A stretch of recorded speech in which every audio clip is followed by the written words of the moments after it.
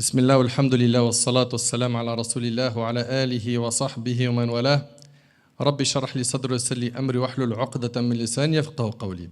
Mes chers frères, mes chères sœurs, on continue toujours sur notre lancée concernant la purification de l'âme. On a parlé dans notre dernière intervention de l'importance de purifier son âme. On a également parlé de la première marche, la première marche d'escalier à emprunter pour pouvoir purifier son âme, qui est, je vous écoute, j'ai pas entendu, ad-du'a, le du'a, l'invocation. Également, on a parlé du Coran, barakallahu fik, très très très bien, excellent. Et parmi les moyens de purifier son âme, il y a le fait de suivre les modèles qu'Allah tabaraka wa ta'ala nous a envoyés. Ittikhadhul uswa wal qudwa. Allah tabaraka wa ta'ala il nous dit laqad kana lakum fi rasulillah uswatun hasana. Allahu akbar. Allah subhanahu wa ta'ala il nous dit, mais s'il vous plaît, Allah barik fikum. Ce verset, je sais que vous l'avez entendu plus d'une fois, mais écoutez-le avec les oreilles de votre cœur. Allah il nous dit azza wa jal, Allah il nous dit, vous avez dans le messager d'Allah un excellent modèle à suivre. Qui nous dit cela? Allah, notre Créateur, celui qui connaît tous les humains, qui connaît l'état de leur cœur. Il nous dit que le meilleur exemple à suivre, c'est le messager d'Allah alayhi salatu wassalam. Et dans un verset, Allah subhanahu wa ta'ala, il dit, en parlant des prophètes, Ulaika alladhina hadallah fabihudahu muqtadih. Voilà ceux qu'Allah a guidés, suis donc leur guidé. Suis donc leur guidé. Donc nous, nos modèles à nous en tant que musulmans, c'est les prophètes. C'est les prophètes. Si toi, en tant que musulman, si toi, ma sœur, en tant que musulmane, tu as pris autre que Rasulullah comme guide, comme modèle, sache que tu fais fausse route. Et pour pouvoir atteindre l'objectif de la purification de l'âme, il te faut suivre le modèle qu'Allah tabaraka wa ta'ala il nous a envoyé. Il est venu alayhi salatu wassalam pour nous montrer ce qu'Allah tabaraka wa ta'ala veut de nous. Malheureusement, aujourd'hui, au lieu que les gens s'efforcent de suivre le prophète alayhi salatu wassalam dans toute leur vie, dans leurs faits et gestes, dans leur manière de réfléchir, dans les objectifs qu'ils veulent atteindre, au lieu de suivre le prophète alayhi sallam, ils vont aller suivre des gens qui, je suis vraiment navré, beaucoup d'entre eux sont des voleurs. Et je ne suis pas dans le truc de ils volent votre argent. Je ne suis même pas dans ce débat. Non, ils volent quelque chose de trop important. Ils volent votre temps.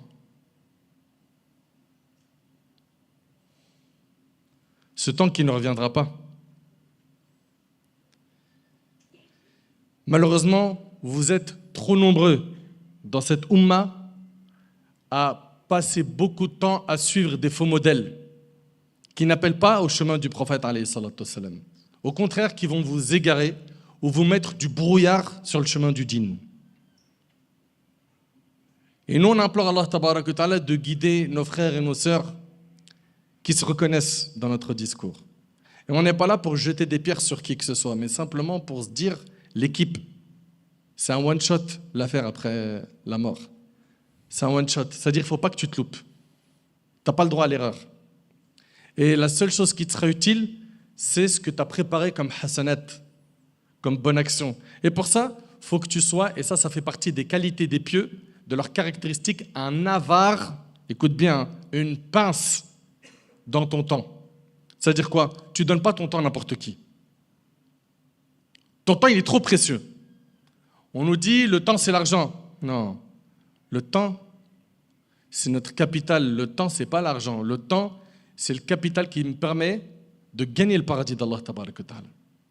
C'est pour ça, Allah yahfadkum, comprenez que si on ne suit pas les bons modèles, on ne va pas atteindre l'objectif du paradis du tout, voire difficilement. Le prophète alayhi salatu wassalam est notre modèle. Et il a été envoyé, et parmi ses missions, de nous purifier. N'est-ce pas? Et donc chaque personne, chaque musulman doit comprendre qu'il y a un bateau comme l'arche de Noé. Écoutez bien, hein, c'est l'imam Malik, rahimallah, il avait dit ça. Il avait dit que la sunna du prophète, alayhi salam, elle est comme l'arche de Noé. Celui qui monte dessus, il est sauvé, et celui qui ne monte pas dessus, il a péri. Et quand on parle de la sunna du prophète, alayhi salam, comprenez, Allah barik fikum, que c'est un mode de vie. C'est-à-dire quoi? À chaque moment de ma vie, je pense au prophète, alayhi salam, et je fais le nécessaire pour le suivre. Je vais manger, je vais boire, je vais m'habiller, je vais me déshabiller, je vais sortir de chez moi, je vais prendre les transports en commun. À n'importe quel moment de ma vie, je pense à lui, par une invocation qu'il m'a enseignée, alayhi salatu wassalam, par un comportement qu'il a adopté, quand il mange, quand il boit. À tout moment, vous verrez que notre bien-aimé, alayhi salatu wassalam, il nous a laissé des enseignements. Et il n'a pas laissé quelque chose qui mène vers le paradis sans nous l'enseigner. Et il n'a pas laissé quelque chose qui mène à l'enfer sans nous mettre en garde contre celle-ci. Mais malheureusement, aujourd'hui, qu'est-ce qui attire les gens? Le faux brillant, cette dunya. Ou bien, ce qui va les attirer, c'est quoi? Ce qui va attirer aujourd'hui nos frères et nos sœurs, c'est ce qui brille le plus sur le net. Celui qui a un maximum de followers, d'abonnés, même s'il appelle à l'égarement. Malish, il a trop d'abonnés, il faut que je le suis tous les jours. J'en parlais une fois, tu sais, à l'époque, Redouane, les gens, ils lisaient le journal, à l'époque. Surtout quand on rentrait dans le métro, il y avait le 20 minutes et tout. Tous les jours, ils consultaient les infos. Aujourd'hui, ce n'est plus les infos politiques ou ce qui se passe à l'échelle nationale. Non, c'est qu'est-ce que lui, il a posté sur le net, qu'est-ce qu'elle a posté. Et ça, c'est malheureux, c'est triste. Vous savez pourquoi? Parce que, wallahi l'azim, vous ne pouvez pas imaginer à quel point notre temps, il a énormément de valeur. Il a tellement de valeur qu'Allah subhanahu wa ta'ala a juré par le temps. Et Allah subhanahu wa ta'ala, quand il jure par quelque chose, c'est pour montrer son importance. Allah, il a dit Wal asr par le temps. Il a dit Wal fajr par l'aube. Il a dit Wal layl par la nuit. Mais pourquoi Allah subhanahu wa ta'ala il jure par le temps? C'est pour montrer son importance. Le prophète dans Sahih al-Bukhari, il a dit Ni'matan maghbounun fihima kathirun minan nas, as-sihha wal faragh. Il y a deux bienfaits qui ne sont pas appréciés à leur juste valeur, la santé et le temps libre. Combien sont nombreux aujourd'hui à perdre leur temps? Et regardez nos ancêtres, subhanallah, j'en parlais hier à la mosquée, nos ancêtres, un parmi les savants de la Ummah, écoutez bien, un parmi nos ancêtres, parmi les plus prédécesseurs, quand ils mangeaient, ils prenaient le pain, ils le mettaient dans l'eau, et une fois que, ça y est, le pain il s'est effrité, dans l'eau, qu'est-ce qu'ils faisaient? Ils buvaient tout ça. On lui disait, mais pourquoi tu fais ça? Il disait, parce que le temps de manger ce pain et de boire l'eau, c'est un temps qui me permet de réciter 50 versets. Moi, je ne peux pas perdre du temps. Ma'rouf al-Kourachi, rahimahullah, il va chez le coiffeur, et il arrive à sa moustache, et le cheikh, il est là, et Ma'rouf al-Kourachi, il est en train de faire du dhikr, subhanallah, alhamdulillah. Et il lui dit, Sakin Shafataïk, juste arrête avec ta bouche pour que je puisse m'occuper de ta moustache. Il lui dit, toi tu travailles, tu fais ton boulot, moi je fais le mien. Il n'y a pas de temps libre.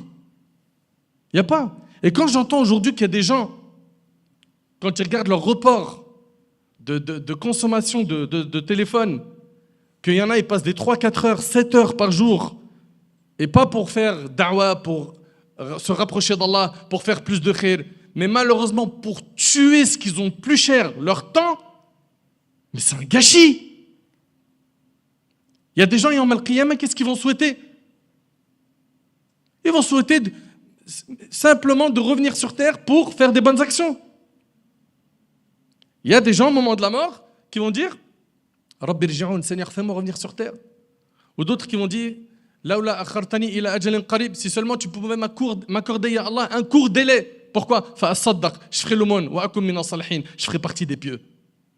Il y a des gens le jour du jugement qui vont regretter, si seulement je pouvais faire marche arrière, si seulement je pouvais remonter le temps. C'est fini.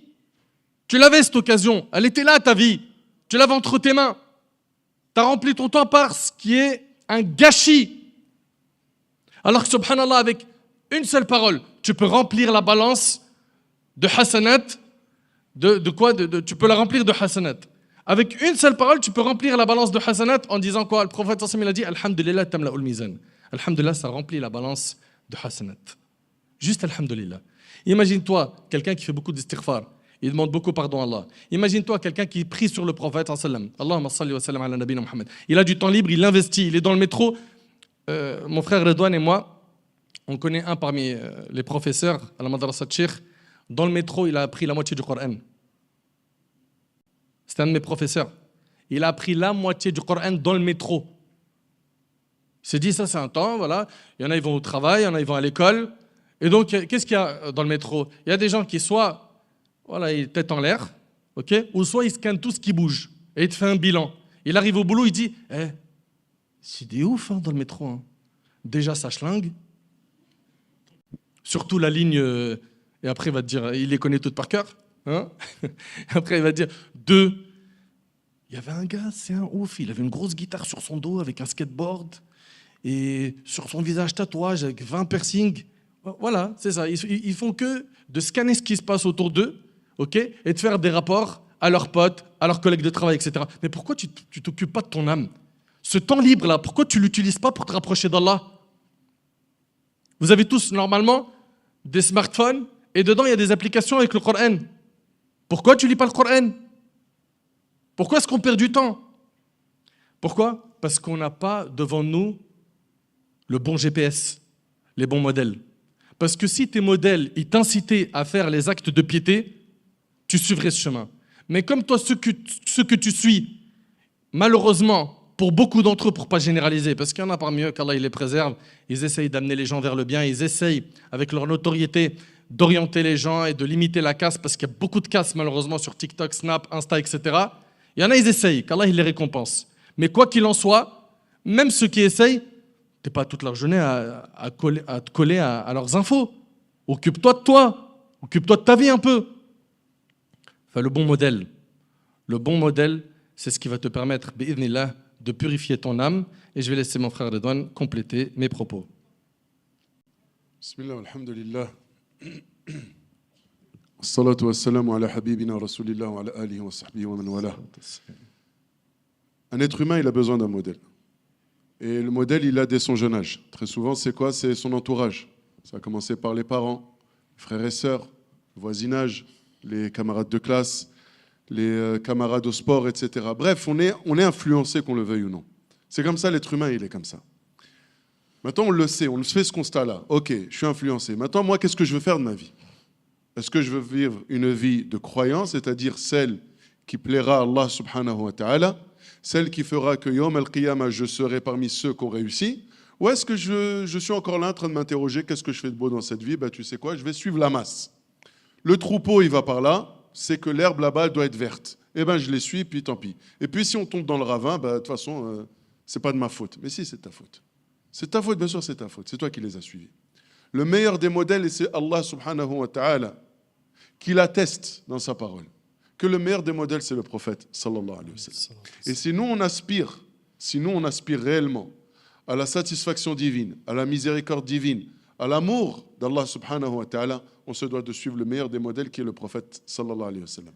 Allah dans le Coran dit « Qul in kuntum tuhibbuna Allah, fattabi'uni yuhbibkum Allah » Si vraiment vous prétendez aimer Allah, et franchement, qui dans cette salle pourrait dire « je n'aime pas Allah » C'est impossible.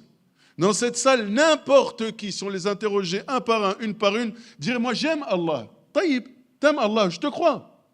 Fattabi'uni. Alors suivez-moi. Prenez-moi moi comme modèle. Yuhbibkum Allah. Et Allah en retour, il vous aimera. Et qu'est-ce qu'il y a de plus beau que l'amour d'Allah? Vous savez, si Allah vous aime, vous avez tout gagné. Si Allah vous aime, jamais il ne pourra vous châtier. Jamais. C'est direct el Jannah. Si Allah t'aime, t'as gagné. Dans ce bas monde, parce que tu vas récolter l'amour des gens, l'amour des anges, comme c'est rapporté dans le hadith, lorsqu'Allah aime une personne, il dit « Ya Jibril », il appelle Jibril, « J'aime cette personne, alors aime-la ». Jibril ordonne à tous les anges, « Allah aime cette personne et je l'aime, aimez-la ». Et ensuite, il y a quoi? Al-Qaboul, Allah fait que cette personne, ensuite, elle est aimée, elle est appréciée, elle est respectée auprès des gens. Des fois, il y a des personnes, tu ne les connais pas, juste tu les regardes, ou tu as échangé une ou deux fois, tu te dis, cette personne, elle dégage quelque chose de très positif. Dis-toi bien que c'est peut-être une personne qu'Allah aime. Et qu'il a fait que toutes les personnes qui la côtoient, subhanallah, elles s'attachent à lui. Tu veux qu'Allah t'aime? Tu veux gagner ce privilège de gagner l'amour d'Allah, du maître de l'univers? Suis le prophète sallallahu alayhi wa sallam. Alayhi wa sallam. Il est le modèle dans tout. Dans les actes d'adoration, sans aucun doute. On doit se baser sur ce qu'il a fait pour s'assurer que nos actes soient valables et acceptés auprès d'Allah subhanahu wa ta'ala. Mais même dans son comportement, en tant qu'être humain, en tant qu'homme, en tant que père de famille, en tant qu'époux, en tant que chef d'armée, en tant que chef politique, en tant que responsable, en tant que tout. Alayhi salatu wassalam, il a été un exemple parfait dans tout. Au point où Allah subhanahu wa ta'ala a vanté cela du prophète sallallahu alayhi wa sallam. Wa innaka la'ala khuluqin azim. Allah s'adresse au prophète sallallahu alayhi wa sallam en disant, tu es certes doté d'un comportement, mais remarquable, irréprochable. Et nous, regardez, en tant que musulmans, franchement, des fois, franchement, on ne fait pas pitié. On est là encore à dire des gros mots, alors qu'on sait que c'est haram. On est là encore à espionner les gens, à voir ce qu'ils font, alors qu'on sait que c'est haram. On ne se dit pas à un moment, franchement, on est un peu contradictoire avec nous-mêmes. C'est pas on est bipolaire. On essaye par notre extérieur de dégager une certaine piété, à travers notre tenue vestimentaire, à travers nos pratiques religieuses, etc. Mais intérieurement, c'est comme si on était en contradiction avec l'extérieur. Parce qu'on a de la haine envers les gens, on espionne les gens, on parle sur les gens, on peut escroquer les gens, les voler. Et aller encore plus loin, s'exposer et exposer les péchés devant tout le monde, sur Internet, etc. Il y a un problème, à un moment donné, on se demande si on n'est pas bipolaire. C'est qu'on aspire au bien, mais en même temps, on prend comme modèle tous ceux qui ne font pas le bien. Alors que le seul qui a à prendre comme modèle, aussi bien pour les hommes que pour les femmes, c'est le prophète Mohammed sallallahu alayhi wa sallam. Aussi bien dans son humilité, aussi bien dans sa générosité, aussi bien dans sa simplicité. Il était tellement accessible et facile à vivre, salawatu rabbi wa salamu alayhi. Il était facile à vivre. Ce n'était pas quelqu'un de compliqué. Ce n'était pas quelqu'un qui aimait les choses en grand. Au contraire, il aimait les choses simples. Il s'asseyait avec tout le monde. Il allait visiter les malades, peu importe qui ils étaient. Alayhi salatu wassalam. Et quand on s'aspire de ce genre de comportement, même en lisant sa biographie, wallah, ça apaise. Quand on étudie la biographie du prophète sallallahu alayhi wa sallam, on est apaisé. Parce qu'on sent qu'il y a une lueur d'espoir quelque part. Il y a un homme qui a vécu et qui était tellement bon. Et Allah nous dit, inspirez-vous de lui. C'est le meilleur moyen. Et on ne le fait pas, subhanallah. Certains disent dans le verset coranique الذين آمنوا وتطمئن قلوبهم بذكر الله ألا بذكر الله تطمئن القلوب. Certains disent que le dhikr ici c'est dirasatu sirat an-nabi sallallahu alayhi wa sallam. Et subhanallah, quand on étudie sa vie, eh ben on est déconnecté de cette planète et on se dit vraiment c'est un homme incroyable, incroyable. Et nous qui avons lui comme modèle, on prend d'autres modèles. Vous savez, certains non-musulmans, mais qui ont ils ont cette honnêteté intellectuelle. C'est-à-dire que quand ils ont pris la vie du prophète sallallahu alayhi wa sallam et qu'ils l'ont étudié avec une certaine honnêteté, sans être influencés par ce qu'on peut dire, ils n'ont pu trouver pour cet homme qu'admiration. Et alors qu'ils ne se sont pas convertis à l'islam. Et vous avez tous lu ces témoignages de ces personnes-là. Cet Américain qui a listé les 100 personnes qui ont été les plus influentes dans l'histoire de l'humanité. Il dit lui-même, avec tous les critères que j'ai sélectionnés, le prophète des Arabes ne pouvait être qu'en top 1. Numéro 1. Un non-musulman, il vient et il fait l'éloge de notre messager. Et nous, musulmans, notre messager, on l'a mis de côté. Qu'est-ce qu'on connaît de lui? Qu'est-ce qu'on connaît de lui? On va citer 2-3 enfants, après on ne sait plus. On va dire, oui, il a eu plusieurs épouses. Est-ce que tu connais leur nom? Est-ce que tu connais leur histoire? Mais le prophète sallam était quelqu'un d'exceptionnel. Wallahi, que si on devait passer notre temps qu'avec un livre, avec le Coran et avec la sira du prophète sallam à étudier, ça occuperait tout notre temps. Et wallah, on en sortirait les meilleurs bi'idnillahi tabaraka wa ta'ala. Et le prophète sallam, c'est un modèle, vraiment un modèle. C'est pas un personnage qui a existé dans l'histoire, qui a fait son petit chemin, et ensuite il est parti, et puis c'est terminé. Non, Allah nous l'a envoyé comme modèle, pour que toute l'humanité s'en inspire et regarde. C'est-à-dire que moi, en tant qu'être humain, si je veux réussir, voilà mon modèle. Voilà mon modèle. Et en toute honnêteté, combien de fois on s'est posé la question, ou combien de fois on s'est dit, tiens, je vais voir, dans cette situation, comment réagit le prophète, sallallahu alayhi wa sallam? Qu'est-ce qu'il aurait dit? Qu'est-ce qu'il aurait fait? Est-ce qu'on s'est déjà posé ces questions? Ou bien on se dit, non, vas-y, moi je vais voir ce que disent les gens. Ouais, les gens ils vont dire que je suis un bouffon, j'ai peur, je ne vais pas lui répondre, etc. J'ai peur de ce que vont dire les gens. Mais regarde ce que le prophète Sam a fait. Combien de fois on l'a agressé verbalement, physiquement, etc. Et il leur a donné un sourire au retour. Et ce n'est pas parce qu'il était faible. Il avait le maître incontesté de l'univers avec lui. Il avait Djibril et l'ensemble des anges avec lui. Une invocation, cette personne, elle est terrassée. Non, mais il nous a montré que ce bas monde, ce n'était pas quelque chose pour lequel il fallait se battre. Et que justement, cet honneur, cette recherche de gloriole, cette recherche de... etc., ce n'est pas quelque chose qui l'intéressait, ce n'est pas quelque chose qui doit nous intéresser. Vous voulez que votre âme respire et qu'elle puisse être en connexion avec Allah subhanahu wa ta'ala, prenez le bon modèle, celui du prophète sallallahu alayhi wa sallam. Inspirez-vous de son mode de vie, de sa simplicité. Après, inspirez-vous aussi du fait que comment il était détaché de ce monde, tout en vivant et en jouissant de ce monde et en profitant de ce monde. Mais en faisant quoi? Un lieu de passage, sans s'y attacher plus que cela, contrairement à nous. Une fois, un homme, on lui a posé la question, pourquoi on a tellement peur de la mort? Il a dit, parce qu'on a peur de passer du plein vers le vide. On a rempli cette dunya. Et l'akhira, il est vide. C'est normal que tu as peur de partir. Alors que quand dans ce bas monde, tu lui as donné peu d'intérêt, ou l'intérêt qu'il méritait, mais de l'autre côté, tu as investi, tu es comme cette personne, parmi les personnes âgées, on a connu ça chez nos pères, nos grands-parents, et ils ont investi au bled, ils ont investi au bled. Ici, ils vivaient dans des HLM, dans des cités complètement, des très mauvaises cités, mal fréquentées, etc. Mais au bled, ils ont acheté le terrain, ils ont fait construire, la seule chose qu'ils attendaient, c'était quoi? La retraite.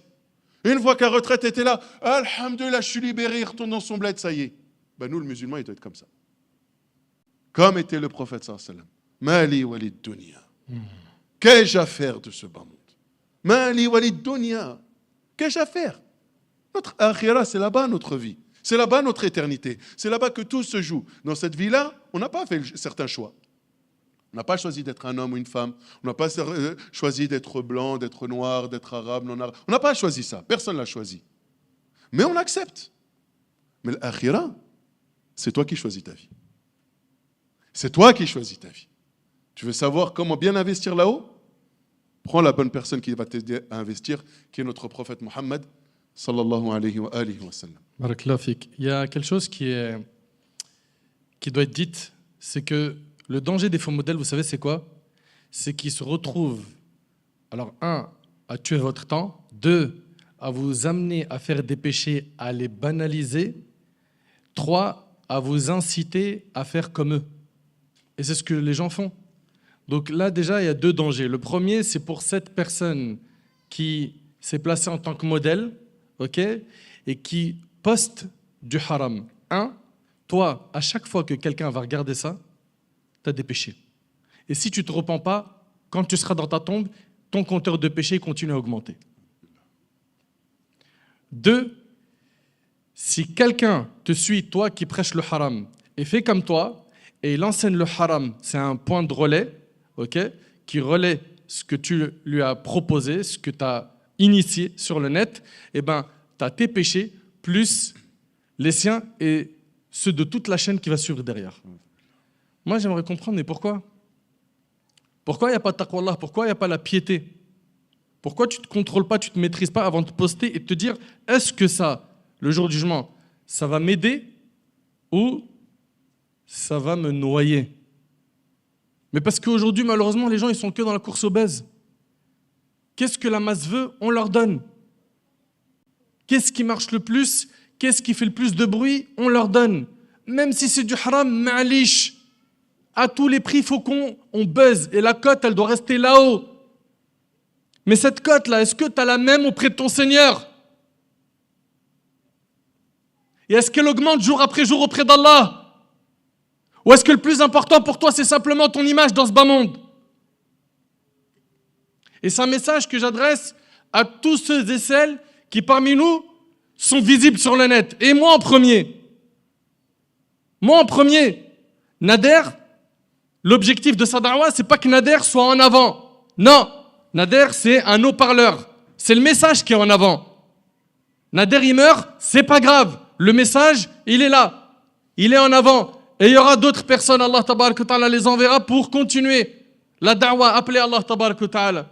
Mais quand toi, tu vois que le souci de ta vie, c'est que ta personne soit en avant, Même si tu es un da'i, t'appelles à Allah, ça ne doit pas être ton souci.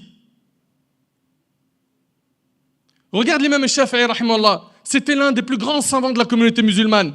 Il disait, subhanallah, j'aurais aimé qu'on apprenne ma science et qu'on ne me l'attribue pas. Il disait, quand je débattais avec quelqu'un, je demandais à Allah de faire couler la vérité sur sa langue à lui. Parce que c'était des gens qui étaient sincères, effacés. Et aujourd'hui, malheureusement, on a trop l'amour du moi. Et avec tout le respect que j'ai pour tout le monde, ceux qui sont dans la salle et ceux qui vont écouter la vidéo, t'es qui, toi? Pour te donner autant d'importance, te sentir indispensable. T'es pas indispensable. La seule chose qui est indispensable, c'est que les gens voient le chemin clair. Si toi, t'es un parmi ces maillons de la chaîne, de la da'wa qui va amener les gens vers le khir, Allahumma lak al-hamd. C'est très bien qu'Allah il te récompense et qu'il te facilite et qu'il bénisse tes actions. Mais si ce n'est pas le cas, réforme-toi. Tu es encore en vie. Remercie Allah qu'Allah t'a fait écouter ses paroles. Et profite, prends-en ce qu'il y a de meilleur. Et réforme-toi. Donc toi qui veux te réformer et purifier ton âme, apprends à suivre les bons modèles. Également, il y a un point qui est hyper important. Je vais compléter une chose. Fadal, vas-y. Je me permets de compléter une chose. Vous savez, aujourd'hui, on a un business qui se fait beaucoup sur Internet, etc., avec le coaching, voilà. Je vais t'apprendre qui tu es. Vous savez pourquoi, malheureusement, ce besoin existe aujourd'hui? C'est parce que les personnes sont perdues.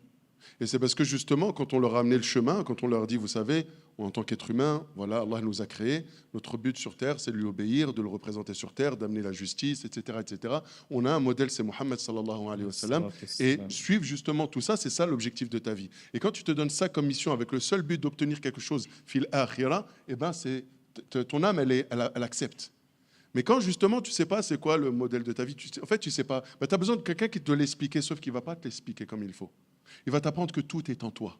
Non, c'est toi et rien que toi. L'univers qui tourne autour de toi. Comme il disait, le moi, moi, moi. Et c'est vrai qu'aujourd'hui, on voit des personnes, même des gens qui disent musulmans, hein, et qui sont là en train de dire des choses, c'est limite du kufr. Pour pas dire ça a dépassé le kufr. Parce que pour dire que tout vient de moi, ben dans ces cas-là, que faisons-nous de la hawla wa la quwwata illa billah? Dans ces cas-là, cette formule-là, on la met de côté alors. Non? Vous connaissez tous cette formule. Que rien ne peut se faire, aucune force, aucune puissance, aucun changement ou quoi que ce soit ne peut se faire sans Allah. Et là, toi, tu as tout mis dans c'est toi, tout est une question de toi. Et on a vu malheureusement les dégâts que ça a fait. On a un modèle, il est offert gratuitement. C'est celui du prophète sallallahu alayhi wa sallam. Il ne va pas t'arnaquer. Il ne va pas dire raconte-moi tes problèmes et puis je vais tout faire pour que ça dure, pour que plus ça dure, plus on se voit, plus tu payes. Un modèle gratuit. C'est Rasulullah sallallahu alayhi wa sallam. Et quand tu étudies sa vie, tu vois son modèle et tu as compris pourquoi tu es là, tu n'as plus besoin de plus personne. Tu n'as besoin de plus personne. Wallahu a'lam. Un deuxième point qui est très important après avoir parlé du bon modèle, toi qui cherches à purifier ton âme, tu vois ton cœur, il va falloir que tu le remplisses de foi, de iman billah. Pourquoi? Parce qu'on sait que dans la croyance des gens de la sunna et du consensus, la foi elle augmente par les bonnes actions et elle diminue par les péchés. N'est-ce pas? Maintenant, moi, j'aimerais que ce récipient qui est mon cœur soit brillant, au top, qui me pousse à faire le bien, sachant que ce cœur, c'est le roi du corps. Et les membres du corps sont ses soldats. Si le roi est bon, les soldats sont bons. Si le roi est mauvais, les soldats sont mauvais. Le prophète, alayhi salatu wassalam, il a dit dans le hadith, il a dit qu'il y a dans ce corps un morceau de chair. S'il est bon, tout le reste du corps est bon. Et s'il est mauvais, tout le reste du corps est mauvais. Ce morceau de chair, c'est le cœur. Ok? Donc toi qui veux à tout prix purifier ton cœur et tu sens que tu as alourdi ton cœur de péché, eh ben, le secret pour cheminer vers Allah subhanahu wa ta'ala et purifier ton âme et être quelqu'un de meilleur, c'est que ce récipient déjà tu le vides de son contenu néfaste et tu le remplis de ce qui est propre. Un récipient qui est hyper sale, d'accord? Quand je vous dis sale, mais sale à fond, tu mets de l'eau qui est pure dedans. Tu la laisses dedans. Qu'est-ce qui va se passer? Cette eau, elle va rester pure? Elle va rester propre? Cette eau, elle ne va pas rester propre.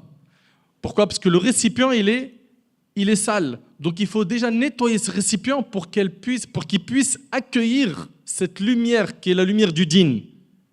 Et ça, c'est ce qu'on appelle at-takhliya ou at-tahliya. Le fait de purifier son cœur, donc le débarrasser des péchés, pour pouvoir faire rentrer quoi? les bonnes actions à la fois et qui s'installent et qui ne bougent plus. Le prophète, alayhi salatu wassalam, dans un hadith rapporté par Tirmidhi sur Abu Huraira, radiyallahu anhu, il a dit, dans un hadith, écoutez bien s'il vous plaît, « Ittaqil maharim takun a'bad an-nas » Allahu Akbar. On ne médite pas, c'est ça notre problème. Il a dit, préserve-toi des interdits, tu seras le meilleur adorateur parmi les gens. On ne met pas de barrière face au haram. On n'en met pas. Et les yeux et les oreilles, c'est des fenêtres qui mènent au cœur. Qu'est-ce qu'on regarde? Qu'est-ce qu'on écoute? On aime quoi et pourquoi? Et le prophète, alayhi salatu wassalam, il a dit, quand le serviteur fait un péché, il y a un point noir qui s'inscrit dans son cœur. Quand tu fais un autre péché, ben c'est un deuxième point noir. Quand tu les multiplies, il y a une tache noire dans ton cœur. Et si tu en fais trop, tu dépasses les limites. Ok? Tu es sur l'autoroute du haram, et ben le cœur il est scellé, il est noir, sombre. Et là, à ce moment-là, tu l'as tué. Et ces cœurs-là, morts, c'est des cœurs qui se crispent quand ils écoutent des rappels, qui détestent les rappels. C'est des cœurs qui se sentent à l'aise que quand il y a de la désobéissance. C'est des fainéants, des insouciants qui oublient l'au-delà, qui préfèrent que ce qui est palpable et immédiat, l'argent, la dunya. Mais ce qu'Allah nous a promis, la demeure de l'éternité, al-Jannah, ils s'en moquent. Pourquoi le cœur il est mort? À cause de quoi? De la multiplication des péchés. Et on les a tellement minimisés. On minimise les péchés à un point qu'aujourd'hui on se trouve faible. Pas des gens, si Redouane il dit, moi avant, j'arrivais à lire le Coran, j'arrivais à faire beaucoup de dhikr, j'arrivais à prier des prières surrogatoires. Là, je me sens mal, je me sens pas bien. Je sais pas, il y a un truc qui a changé en moi. J'arrive pas à comprendre. Et le réflexe premier, c'est, il me faut une umrah. C'est très bien. On en dit une ruqya. Ouais, au ruqya. Ouais, souvent c'est ça aussi. J'ai un djinn.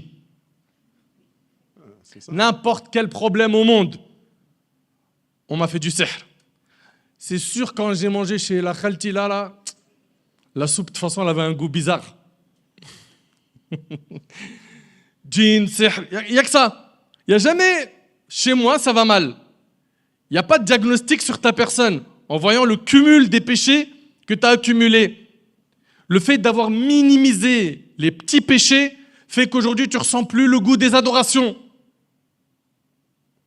Que tu as perdu cette saveur. Tu te sens mal. C'est pour ça que dès que tu fais un péché, le réflexe de celui qui a un cœur saint, c'est le regret immédiat. C'est tout de suite, il faut que je demande pardon à Allah. J'ai fait une mauvaise action, j'en fais une bonne. Le prophète il a dit, fais suivre la mauvaise action d'une bonne, celle-ci l'effacera.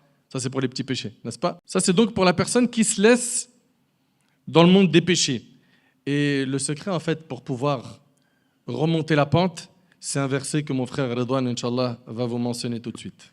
Allah subhanahu wa ta'ala, il nous dit dans le Coran, وَالَّذِينَ جَاهَدُوا فِينَا لَنَهْدِيَنَّهُمْ سُبُلَنَا. Ceux qui font des efforts, vraiment des efforts en notre direction. لَنَهْدِيَنَّهُمْ سُبُلَنَا. Eux, on va les guider vers notre chemin. Ils font cet effort de venir vers nous, de viser. Leur objectif, c'est notre satisfaction en parlant d'Allah subhanahu wa ta'ala. Donc la satisfaction d'Allah, la guider, etc. Allah leur facilitera justement ce chemin. Cette règle-là, tahliya qabla tahliya, c'est une règle qui est extrêmement importante. Une personne, quand elle décide, comme elle dit, de se remettre dans le din, très souvent, elle va se concentrer sur quoi? Je vais refaire la prière. C'est très bien. Il faut commencer par la prière, c'est très important. Il ne faut même jamais la lâcher. D'accord? Donc, on va faire ces 5 prières obligatoires. Ensuite, tiens, j'ai entendu que c'était recommandé de jeûner lundi et jeudi. Je vais jeûner lundi et jeudi. C'est très, très bien. Maintenant, je fais attention quand je vais aller à la mosquée au Jumu'ah, je donnerai dès que je peux. Voilà, chaque vendredi, moi, je donne quelque chose. Si je n'ai pas, je donne même 1 euro, mais je garde. C'est très bien. Taïb. Mais ce n'était pas la bonne manière. Ce n'était pas la bonne manière. Comme ça, vous vous dites, mais comment ça? Je vais multiplier le bien et tu dis que ce n'est pas le bon chemin? Non. Le bon chemin, c'est te concentrer sur tes actes obligatoires. Deuxième étape, tes défauts. Tu commences par tes péchés. Vaut mieux se débarrasser de ses péchés, d'accord? Parce qu'en se débarrassant de ses péchés, forcément on va attirer du bien, plutôt que rester dans les péchés, continue à mentir, continue à tricher, continue à regarder le haram, continue à fréquenter un tel ou une telle, etc. Mais à côté, on se donne en bonne conscience, ouais, mais moi, je vais à la mosquée. Moi, alhamdoulilah, je fais mes salats à l'heure, moi ceci, moi cela. Ça ne sera pas compatible. À un moment donné, ça ne va pas coller. Et c'est ce qui fait que certaines personnes, à un moment donné, elles se disent, mais je ne comprends pas. Je fais des efforts dans la religion. On me dit, il faut aller à la mosquée, je vais à la mosquée, j'essaie d'y aller à chaque prière. J'essaie de lire le Coran, mais je ne comprends pas, qu'est-ce qu'il y a? Tu as commencé par tes péchés ou pas? Non. Pourquoi? Ah, c'est dur. Oui, mais c'est où c'est dur. Là où ça fait mal, c'est là où tu vas réussir. C'est quand le remède, il est difficile à prendre, qu'Inch'Allah, derrière cela, il y a quoi? Il y a un espoir d'être guéri. Demandez à toutes ces personnes qui, malheureusement, sont éprouvées par certaines formes de cancer. Demandez-leur les thérapies qu'ils doivent suivre. C'est terrible. C'est vraiment terrible, ce qu'ils subissent. Mais pourquoi? Parce qu'ils ont derrière, ils gardent un espoir de quoi? De rémission, de guérison. Donc ils se disent, allez, on va patienter, c'est dur. C'est pas facile, la radiothérapie, la chimie, c'est pas facile. Mais Inch'Allah, bi'idhnillah, on va y arriver. Mais nous, pour les péchés, on ne veut pas faire cet effort. On ne veut pas. Je continue à mentir, mais je vais me donner une bonne conscience. Moi, je jeûne le lundi, jeudi. Vaut mieux que tu arrêtes de mentir. C'est beaucoup mieux pour toi que de te concentrer sur je vais faire des actes surérogatoires. Donc, si on veut réussir réellement, sincèrement, et on veut prendre cette démarche et y aller en douceur, parce que le but, ce n'est pas du jour au lendemain, allez, c'est bon, je vais monter 10 marches par 10 marches, tu n'y arriveras pas. Si tu as la possibilité de monter qu'1 centimètre, monte 1 centimètre. Et t'inquiète pas, ceux qui ont monté 10 marches par 10 marches, un jour tu les rattraperas parce que tu les verras en train de descendre. Donc t'inquiète pas, va à ton rythme. Mais le rythme, c'est quoi? Et la priorité, c'est quoi? Les actes obligatoires. Et ensuite, on se débarrasse des grands péchés. Tous les grands péchés. On s'en éloigne. Et une fois qu'on a fait ça, eh ben vous allez voir, là, attirer le bien ou faire des actes de bien, ça va être beaucoup plus facile. Parce qu'on n'a plus ce frein-là. Ce cœur, il est plus étouffé par les péchés. Tout à l'heure, mon frère Nader a donné l'exemple d'un bol. Mais vous savez, il y a un autre exemple aussi qui est donné. Imaginez une main super sale. Pareil, hein, personne n'a fait de la mécanique toute la journée. Et elle porte une super belle bague. Vous allez la trouver belle, la bague? Franchement, la main, elle gâche tout. La main, elle gâche tout. Comprenez? Donc, c'est-à-dire que si déjà tu es complètement pourri en toi-même et que tu essayes de te parer par certains aspects vestimentaires, d'apparence, pour montrer que moi, je suis quelqu'un de bien, mais au fond, tu n'es vraiment pas bon du tout, est-ce que tu comprends qu'à un moment donné, ça va tout gâcher? Voir un frère qui insulte, franchement, ça gâche tout. Voir une sœur en hijab qui est là en train de faire des posts vidéo où elle insulte, où elle danse, ou je ne sais quoi, ça gâche tout. Je suis désolé, ça gâche tout. Ça gâche tout. Ce vêtement ou cette apparence, ou cette personne qui était censée être quoi? Quelque chose, ça devait être de la vertu. Et gâché par quoi? Par des péchés dont on ne veut pas se débarrasser. Et ça, c'est le plus dur. وَالَّذِينَ جَاهَدُوا فِينَا. Vous avez reconnu la racine du verbe. Jahadou, le jihad, c'est le juhd, ça demande quoi? Des efforts, c'est dur. Ceux qui ont fait ces efforts-là, eux, on va les guider sur le chemin. Et c'est pour ça qu'il faut quoi? Al-sil'atu ghaliya. La marchandise qui est en retour, elle est quoi? Elle a de la valeur. Tu as fait un effort de combien de temps? 30 ans finalement. Tu as vécu 80 ans, 15 ans, tu n'étais pas pubère, tu as dormi un tiers de ta vie, tu as travaillé presque un tiers de ta vie. Qu'est-ce qui te reste finalement que tu as donné à Allah de tes 80 ans? Allez, pour les plus pieux d'entre nous, ils ont donné la moitié de leur vie, 40 ans, pour un paradis éternel. 40 ans d'adoration pour un paradis éternel. Vous pensez que ça ne demande pas des efforts? Bien sûr que ça demande énormément d'efforts. Et on demande à Allah subhanahu wa ta'ala de nous faciliter, de nous assister dans cette quête d'efforts. Beaucoup de gens pensent que l'affaire elle est impossible. Ça veut dire quoi? Il y a beaucoup de gens qui oublient qu'en retour, en délaissant le monde du haram, tu vas gagner par la bénédiction d'Allah, par la baraka d'Allah, par sa volonté, meilleur que ce que tu as délaissé. Parce que le prophète, alayhi salatu wassalam, il nous a enseigné que celui qui délaisse quelque chose pour Allah, Allah il le remplace par quelque chose de meilleur. Donc effectivement, aujourd'hui, tu es peut-être accro à des péchés, tu n'arrives pas à t'en séparer. Mais si tu les délaisses pour Allah, Allah tabaraka wa ta'ala va te faciliter. Il va t'accorder meilleur que ce que tu as délaissé. Et on parlait tout à l'heure de ces fenêtres.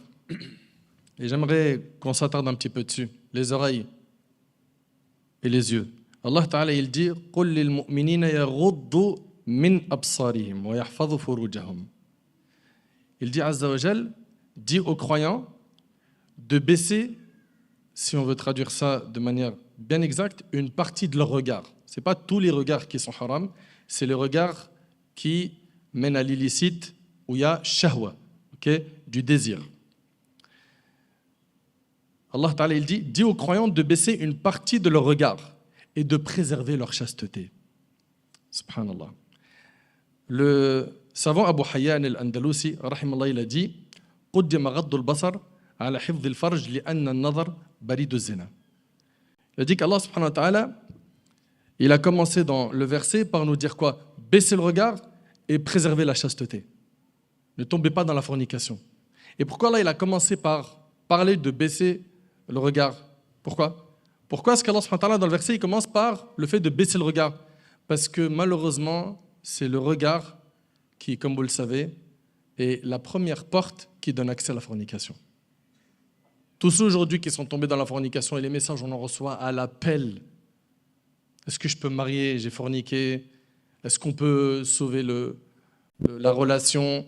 Je suis enceinte. Est-ce que je peux avorter? On entend des choses qui font mal aux oreilles, qui font mal au cœur. Okay? C'est pas ça le débat. Le débat, il est que ces gens, pour qu'ils arrivent à la fornication, ça a commencé par quoi? Les yeux. Ils n'ont pas préservé leur regard. Ils sont partis sur le net, ou bien là où ils travaillent, ou à l'école, et ça drague, comme vous le savez, à fond. Ok? À l'époque, je dis ça parce que je sais qu'il y a des jeunes parmi vous d'une vingtaine d'années. Nous, quand on avait votre âge, à l'époque, c'était une galère pour qu'un gars il prenne le numéro de téléphone d'une fille qu'il ne connaît pas. Pour draguer, il fallait qu'il se lève tôt le matin. Pour certains cas, ce n'était pas facile. Là, aujourd'hui, ils ne se connaissent pas, ils s'arrêtent. En 30 secondes, il y a un snap d'échanger. Ça va trop vite. Il se peut que quelques heures après ou le soir même, ils sont en train de commettre zina. Wal'iyadu billah, qu'Allah nous en préserve. Et ça démarre par quoi? La flèche empoisonnée de Satan. Le regard. Et il faut bien comprendre que ce regard haram, c'est une flèche empoisonnée de Satan qui vise ton cœur. S'il ne tue pas ton cœur, par cette flèche, au minimum, il le blesse. C'est pour ça, apprenez qu'Allah vous préserve à contrôler vos regards. Peu importe où vous vous trouvez. Dès lors qu'il y a un danger, et le danger vous le connaissez, vous savez très bien c'est quoi ce que tu n'as pas le droit de regarder en tant que musulman, ce que tu n'as pas le droit de regarder en tant que musulmane, que ce soit à la télé, dans la rue ou sur ton smartphone. Il y a des choses, tu n'as pas le droit de les regarder, c'est haram. Tu as des péchés. Mais le pire, c'est quoi? C'est quand le cœur il est blessé et que ça occupe tout ton esprit. Je ne pense plus qu'à elle. Il me la faut coûte que coûte. Je pense plus qu'à lui. Il me le faut à fond. Ok? Alors, si ça reste juste des souhaits et qui ne sont pas manifestés par des comportements et des actes qui sont haram, invoque Allah, demande à Allah, ya Allah, si c'est bien pour moi, facilite-moi ce mariage avec cette sœur ou avec ce frère. Et fais les causes de manière licite en passant par des bouches à oreilles, etc. Mais si vous partez à l'aventure seul, venez pas après pleurer en disant « Wallah, j'aurais jamais de ma vie imaginé me salir autant, tomber aussi bas. » Et on entend quoi? Je pense pas qu'Allah il va me pardonner. C'est trop grave ce que j'ai fait. C'est-à-dire non seulement Shaitan il les fait tomber dans le grand péché, mais il leur ouvre en plus la porte du désespoir. Il est en train de te dire « C'est mort pour toi, il n'y a plus de rattrapage. » Alors que aucun péché n'est plus grand que la miséricorde d'Allah. Allah, il pardonne tout tant que tu demandes pardon de ton vivant. Que tu es sincère dans ton repentir. Enfin, mes frères, mes sœurs, on veut tous et toutes avoir une âme apaisée, purifier notre âme, avoir un cœur saint. Parce que les cœurs sont de trois types. Il y a le cœur saint, vous l'avez compris, c'est un cœur qui est connecté au réseau de l'obéissance. Il y a le cœur mort, wal'iyadu billah, c'est un cœur, il est attiré que par le haram. Il ne s'apaise, il ne trouve la paix, la tranquillité et la joie que quand il fait des désobéissances. Et, traduction, il ne trouve la joie que quand il met Allah en colère. Vous réalisez? Et il y a le cœur malade. Il est entre les deux mondes. Donc si toi tu veux que ton cœur devienne brillant, il faut impérativement que tu fasses quoi? Que tu vides le contenu néfaste, que tu te bats. Et il y en a plein, ils étaient à fond dans la drogue. Wallah, j'en connais, hein, des gens à fond dans la drogue, ils se sont battus, l'ont arrêté. À fond dans la fornication, ils se sont battus, l'ont arrêté. À fond dans les clips de rap, des chanteurs, des gens qui se sont repentis, même des producteurs. Et j'en ai rencontré, j'ai parlé avec plein de célébrités, des gens qui étaient très hauts dans le haram et qui m'ont dit, par exemple dans le milieu de la musique, qui m'ont dit « Wallah, notre religion, elle n'a rien à faire dans ce monde ». Ce n'est pas mes paroles, hein. C'est des paroles de gens qui se sont repentis de ce monde. Le dîn, il n'est pas compatible avec ce monde. Mais on vit dans une schizophrénie où on accepte, on fait un forcing pour rendre ça islamique, ce monde néfaste. Ça ne rentre pas dedans. Débarrassons-nous donc de ces péchés rapidement et faites attention à la fornication, faites attention à ce que vous écoutez, faites attention à ce que vous touchez, faites attention, vos pieds, ils vous amènent vers quoi? Parce que c'est en se détachant de ces péchés que votre cœur il va respirer, que votre cœur va devenir lumineux et brillant. Et je laisse sur ce point mon frère Redouane rajouter l'idnillah. On a parlé là, mon frère Nader il a parlé là du regard. Et le regard, c'est vrai, quand on parle de fenêtre, j'espère que vous comprenez l'image qu'on veut donner ici. C'est comme, tout simplement, comme votre foyer, si vous avez un beau pavillon, etc., ce que vous voulez, lorsque vous êtes absent ou comme ça, ou s'il y a des choses intérieures de valeur, vous condamnez tout. Le but, c'est quoi? C'est de ne pas laisser les fenêtres ouvertes, et au risque de quoi? Qu'il y ait des voleurs ou quoi que ce soit. Nous, c'est pareil, notre cœur, notre âme est exposée. Est exposée par quoi? Qu'est-ce qui fait que telle ou telle tentation, tel désir vient et touche mon âme? D'accord? C'est justement les sens. Les sens, le regard. On a parlé aussi de l'ouïe. D'accord? Le fait de regarder des choses, l'être humain, il est comme ça. Dans son cerveau, après, c'est un rétroprojecteur.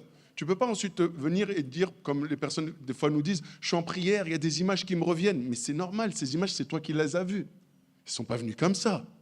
Tu ne les as pas imaginées. C'est à un moment donné, tu étais en train de regarder quelque chose qui n'était pas bien, d'accord, qu'il ne fallait pas regarder.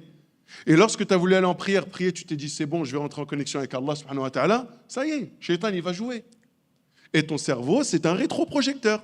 Tu vois tout.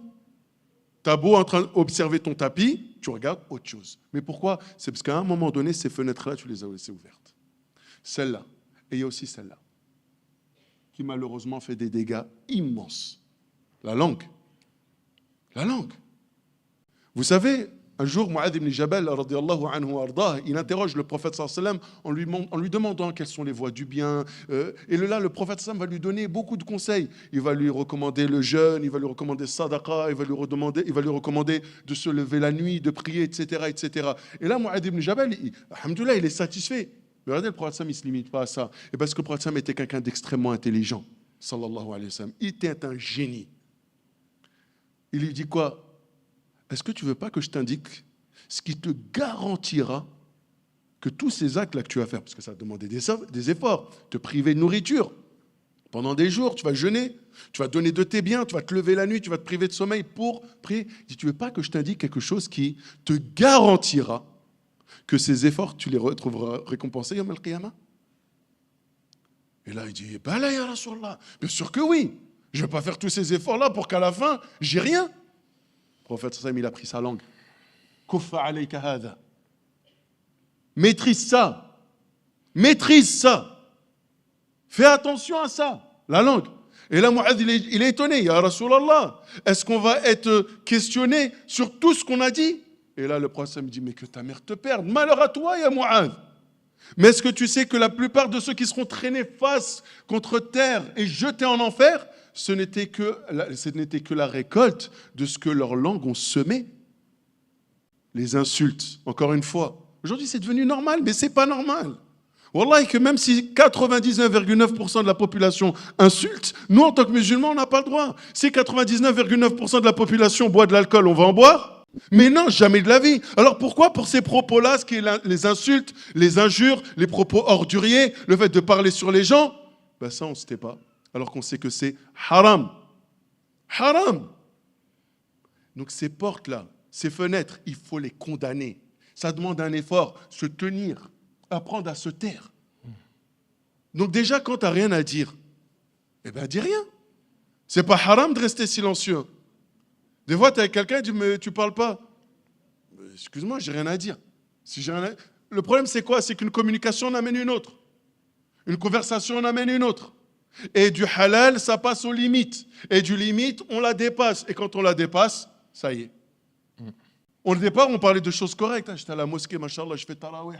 Ouais, l'imam, comment il récitait bien. C'est parti de là jusqu'à la fin. Ouais, l'autre, il était là, soi-disant premier rang, je ne le vois pas toujours. Voilà. Ça a commencé avec une chose bien, c'est parti avec quoi? Avec le riba ou le namima.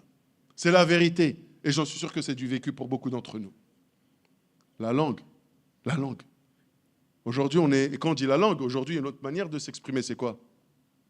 C'est avec le bout des doigts. C'est exactement pareil. Hein. Ouais, je ne l'ai pas dit, je l'ai écrit. C'est comptabilisé. Ouais, non, mais ce qu'on plus malin. Il y a un ange, il est à côté, il ne connaît pas les blagues. L'ange qui est à côté, qui écrit, il ne connaît pas le sens de l'humour. Tout ce que vous dites, tout. Même lorsque vous levez, vous dites aïe. Il écrit, il a dit aïe. Non, mais c'est vrai, c'est la vérité. Ma yalfidhu min qawl illa ladayhi raqibun atid. Il ne profère pas, il ne prononce pas une parole sans qu'il y ait à côté un scribe qui est prêt à l'écrire. Il écrit tout.